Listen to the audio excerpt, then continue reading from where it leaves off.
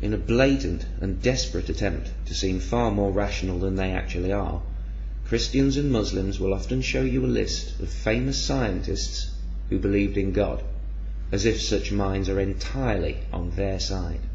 For example, Galileo, Kepler, Newton, Faraday are all normally found on such lists, giants of science who all called themselves Christian.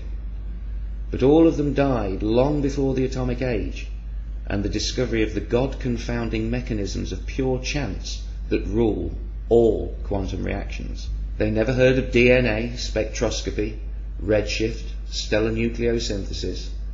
They never heard of protons or neutrons or the laws that govern everything these particles can and cannot do. They never heard of radioactivity and the window this provides for measuring the ages of rocks and thereby our planet. Newton, living 400 years ago, may have believed, as many Christians and Muslims still believe today, that life cannot come from non-life. But that's only because nobody in the 1600s knew that our bodies are made entirely from non-life, in the form of atoms. Would Faraday or Kepler have endorsed the biblical creation story had their minds encountered the explanatory power of the DNA molecule, the data behind the rates and causes of genetic mutation, the vast timescales involved, not to mention the highly detailed mathematics and observations that underpin 21st century cosmology? We'll never know, but there's plenty of statistical evidence to suggest that in the information age at least, the more you know, the less likely you are to believe that the creator of the universe cares what you do with your sexual organs, or which direction you pray in, or even if you pray at all. In an attempt to make up for this embarrassing lack of modern scientists prepared to sign up to an even partially literal interpretation of any holy book, the Christians and Muslims, or affiliated sociopaths, will tell you about recent surveys where many modern scientists have gone on record as saying they believe in God. But this too is extremely deceptive. The scientists in these surveys are only asked if they believe in God, a question so vague as to have 6.5 billion meanings. If the survey asked them if they believed in hell or in a God who wants women to cover their hair, the ticks would become crosses and the believer would dismiss the survey as God-hating propaganda, when all that's really changed is the question asked. How many scientists in those surveys who put a tick in the God box don't really apply their science to their religion? How many of those on the list are physicists, amongst whom belief in a personal God is almost non-existent? How many are deists, who don't believe in a God who keeps the buses running on time? How many just tick the box to keep mum happy? How many other scientists, simply by ticking the God box, carelessly allowed their vague sense of spirituality to be confused by a religious nutjob as an expression of belief in their vengeful, mass-murdering, egomaniacal God? If we removed from the list all those scientists who don't believe in hell, I wonder how many names would remain. I think the long list would become a very short, very unimpressive one. Whatever such surveys say, only a tiny, microscopic proportion of qualified, reputable scientists believe in what the believer would call God. The fear-perpetuating religious bigot calls this breathtaking arrogance on the scientist's part. They call it pride, ignorance, denial. But what most of the religious have never and never will understand is the real reason why the scientific mind can dismiss their threats of hellfire with an amused smile. How can scientists be so sure? Why aren't the scientists afraid? Why don't scientists fear hell? What makes the scientific mind so completely immune to this and so many other fears that haunt so many other people? For once, cut away the bullshit. The holy books tell you that you will burn if you don't believe. That is what the scriptures explicitly and repeatedly say. It couldn't be clearer. Even today there's no more painful way to die, let alone to spend eternity, and that alone should tell you why the threat is in the holy books in the first place. But let's look deeper still, through scientists' eyes. We've all been hypnotized by flames. Fire has a unique kind of magic. For most of human history, fire was magic. It's no surprise that it was the gods' tool of choice when the gods, worried by dwindling or fickle support, eventually and inevitably went into the eternal torture business. It's no coincidence that the biggest religions in the world threaten the greatest punishments for disbelief. We've all stared into the flames, but what's actually happening? What exactly are we staring at? What is fire? Fire is a chemical reaction requiring three components: an oxidizing gas, usually oxygen itself, a combustible source of fuel such as wood or petrol, and a source of energy sufficient to heat the fuel to its ignition temperature. This energy can come from matches, sunlight, friction, lightning, or something else that's already burning. When wood, for example, is heated to about 300 degrees Fahrenheit, the cellulose material starts to break down and give off volatile gases. When these gases reach about 500 degrees Fahrenheit, the heat energy overcomes some of the electromagnetic energy, binding the atoms to the complex molecules found in wood. The molecules begin to jiggle apart.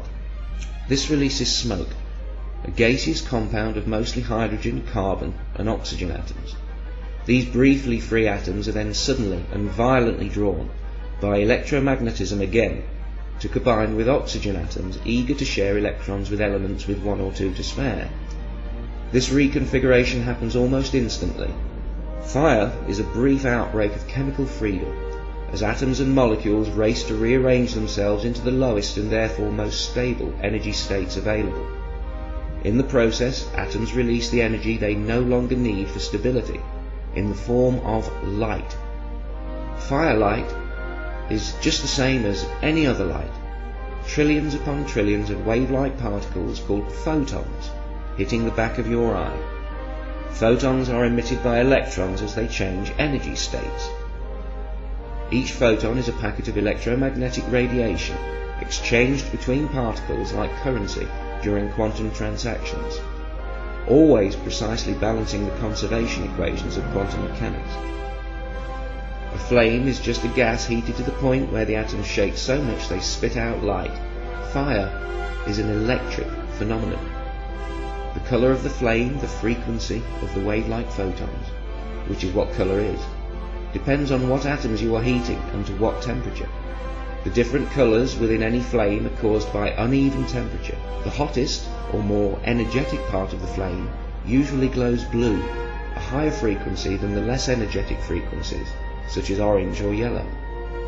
The heat you feel is the excited motions of the atoms in the air around you and in your skin and flesh. Heat is simply the motion of atoms. At the lowest temperature possible, minus 273 degrees, atoms stop moving pretty much altogether. That is why no lower temperature is possible. You can't have less motion than none. In living tissue, when atoms jiggle too fast, they hit other atoms too hard, creating pressure that can damage cells, resulting in pain signals sent along nerves to your brain. If something hot burns you, some of your atoms simply jiggled too fast. Fire, or combustion, is the process of oxidization. So is rusting. In a way, when a car rusts, it is burning in super slow motion.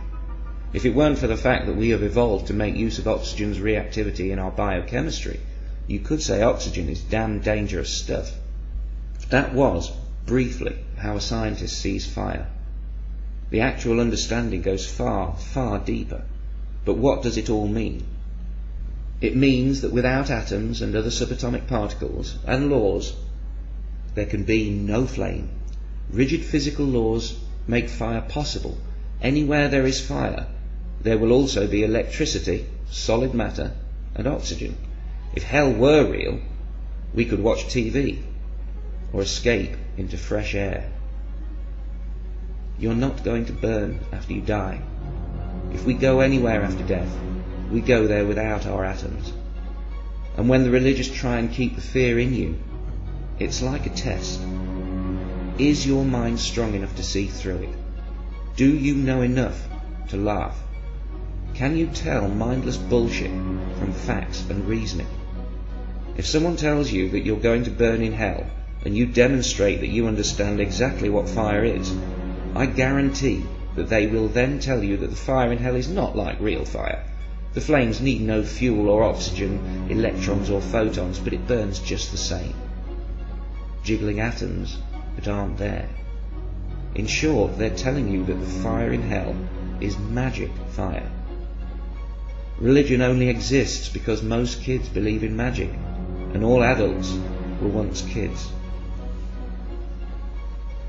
Welcome to organized religion, where everything means nothing and nothing means everything.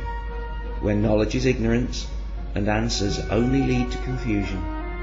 But just as those least likely to believe in magic are professional magicians, those least likely to believe in the supernatural are those with a firm understanding of the natural. You don't have to be a scientist to have scientific understanding. Learn and be free. It's your mind. Fight for it.